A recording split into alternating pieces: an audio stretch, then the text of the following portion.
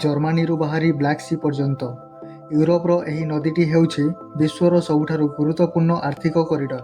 ଆଜି ଆମେ ଡାନ୍ୟୁବ୍ ନଦୀ ବିଷୟରେ ଜାଣିବା ଏବଂ ଏଥିରୁ ଭାରତ କ'ଣ ଶିଖିବା ଉଚିତ ସେହି ବିଷୟରେ ଆଲୋଚନା କରିବା। ତେବେ ଡାନ୍ୟୁବ୍ ନଦୀ ଜର୍ମାନୀର ବ୍ଲାକ୍ ଫରେଷ୍ଟରୁ ବାହାରି ପ୍ରାୟ 2850 କିଲୋମିଟର ପଥ ଅତିକ୍ରମ କରି ବ୍ଲାକ୍ ସିରେ ମିଶିଥାଏ। ଏହି ଯାତ୍ରା ମଧ୍ୟରେ ଅଷ୍ଟ୍ରିଆ, ହଙ୍ଗେରୀ ଏବଂ ରୋମାନିଆ ଭଳି 10ଟି ଦେଶ ଏବଂ 4ଟି ପ୍ରମୁଖ ରାଜଧାନୀକୁ ସଂଯୋଗ କରିଥାଏ। ଡାନ୍ୟୁବ୍ କେବଳ ଏକ ନଦୀ ନୁହେଁ, ଏହା ୟୁରୋପର ଏକ ପ୍ରମୁଖ ବାଣିଜ୍ୟିକ କରିଡର ମଧ୍ୟ। ଏହା ମାଧ୍ୟମରେ ସେଣ୍ଟ୍ରାଲ ୟୁରୋପରୁ ବ୍ଲାକ୍ ସି ପର୍ଯ୍ୟନ୍ତ ଶିଳ୍ପ ସାମଗ୍ରୀ ପରିବହନ କରାଯାଏ, ଯାହା ୟୁରୋପୀୟ ସଂଘର ଅର୍ଥନୀତିକୁ ଗତିଶୀଳ କରିଥାଏ। ଏହା ଭାରତ ପାଇଁ ଏକ ବଡ଼ ଶିକ୍ଷା।